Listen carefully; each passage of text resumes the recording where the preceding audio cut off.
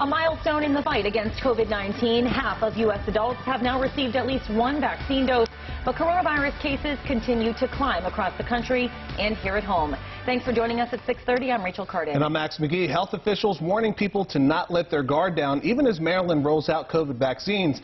State adds more than 1,100 new coronavirus cases today.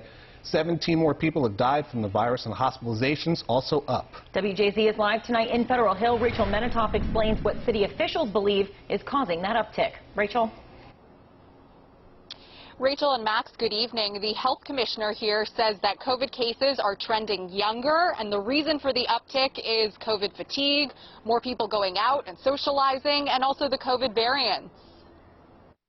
According to doctors at Johns Hopkins, nationwide COVID cases and COVID-related deaths plateaued this week. Still, though, 20 states are reporting increases in infection rates, Maryland being one of them. And the fact that we started vaccinating the oldest Americans means that younger Americans are less protected from this virus by the vaccine. So we have to remember that while advanced age may be the biggest risk factor for severe illness, it's not the only risk factor. Baltimore is averaging 244 new coronavirus cases every day, which is up 140% from where we were a month ago.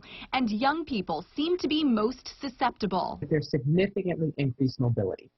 So when we look at the mobility of city residents, they're moving and mobile at pre-pandemic levels. Most Baltimore venues are only open at 50% capacity. Health Commissioner Dr. Letitia DeRosa says it wouldn't necessarily help to impose tighter restrictions right now. I don't think it's the city acting alone. It really would require a regional or statewide approach. 20% of city residents are fully vaccinated. This weekend, Mayor Brandon Scott, together with Senator Chris Van Hollen, said that doesn't mean we're out of the woods. We are losing almost 3 people a day to COVID in Baltimore City. This is not over yet. And now anyone 16 and older is eligible to sign up to get the COVID vaccine. We know that Governor Hogan will be here in the city tomorrow afternoon, where we anticipate he will give an update on the latest COVID numbers and vaccine efforts. Live in Federal Hill tonight, I'm Rachel Menitoff for WJZ. Rachel, thank you. We're still waiting for a decision if and when the Johnson & Johnson vaccine will be given the okay for use again. It's been put on pause after 6 women out of the nearly 7 million people who got the shot developed severe blood clots. One of them died. The CDC's advisory committee is set to meet on Friday to reconsider recommending the use of the single-shot vaccine.